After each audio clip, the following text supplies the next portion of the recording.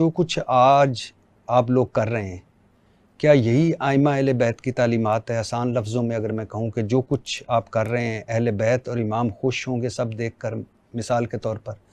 یہ ماتم، یہ سینہ کوبی، یہ زنجیر زنی، یہ تعزیے، یہ ذوالجناح، یہ جنازے، کوئی کوئلوں پر چل رہا ہے، کوئی خود کو لہو لہان کر رہا ہے۔ دیکھیں، بعض چیزیں تو میں مانوں گا اس بات کو کہ بعض چیزیں توہین مذہب کا سبب ہیں، بعض انداز اور بعض مثال کے طور طور طریقے، مثلا یہی کہ کوئی سوئی گھسا لی اپنے وجود میں، کوئی پیٹ میں کوئی چیز گھسا لی، کوئی اس ٹائپ کی حرکت کے جس سے مذاق بنے، کوئی حرکتیں کرنا کچھ اس طرح کی، جو بعض ممالک سے بھی تصویریں آ رہی ہوتی ہیں، ہمارے ملک کے اندر بھی بعض چیزیں نظر آ رہی ہوتی ہیں۔ تو لیکن جہاں تک ماتم کی بات ہے، رونے کی بات ہے،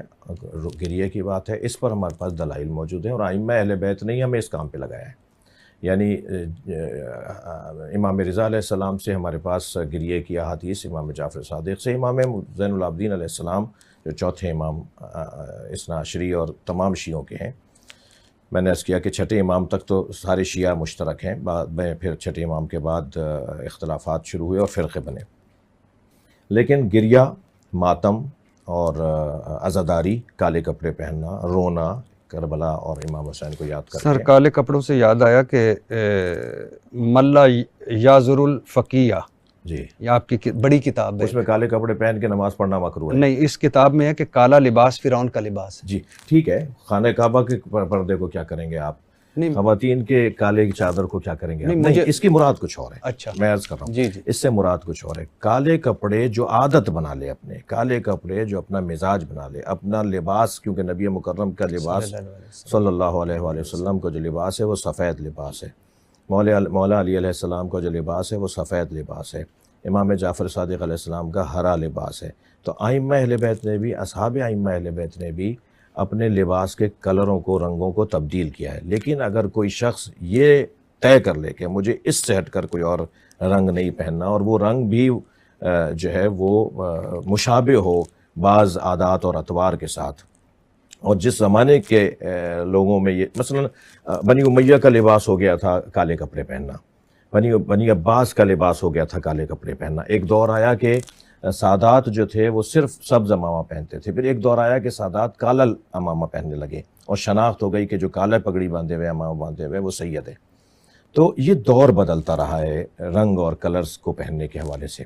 لیکن اگر کوئی شخص ان ساری چیزوں کو ہٹا کر کہ نہیں صرف میں یہی لباس پہنوں گا اور ہر حال میں یہی پہنوں گا، اس کی مذمت میں کالے کپڑے اور کالا لباس اس کی مذمت میں آیا ہے، خاص طور پہ نماز کی حالت میں مکروہ قرار دیا گیا۔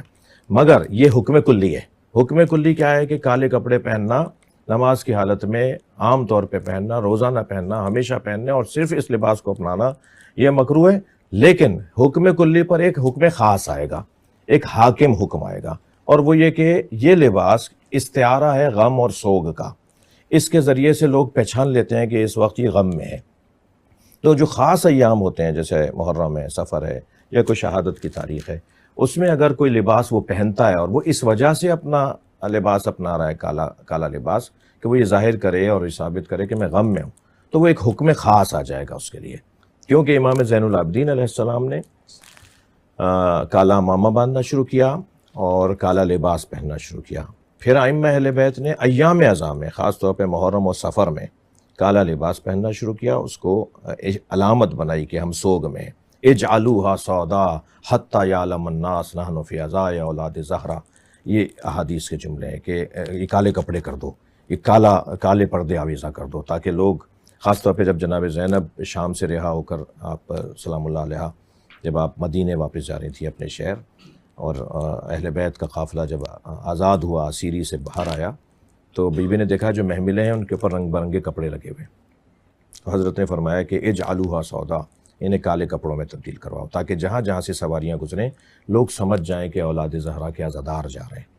تو یہ پھر بعد میں، یعنی یہ احادیث جو ہیں، یہ احادیث کا زمانہ کوئی اور ہے، پھر ایک علامت بنائی گئی، اور جنہوں نے بنائی ہے وہ پیشوا ہیں، وہ رہنما ہیں، وہ معتبر لوگ ہیں، پڑھے لکھے لوگ ہیں، شخصیات ہیں، اپنے زمانے کے سب سے بڑے عالم ہوتے تھے، جن لوگوں نے پھر ان نشانیوں کو قرار دیا۔ اچھا سر، ایک تاثر ہے کہ پاکستان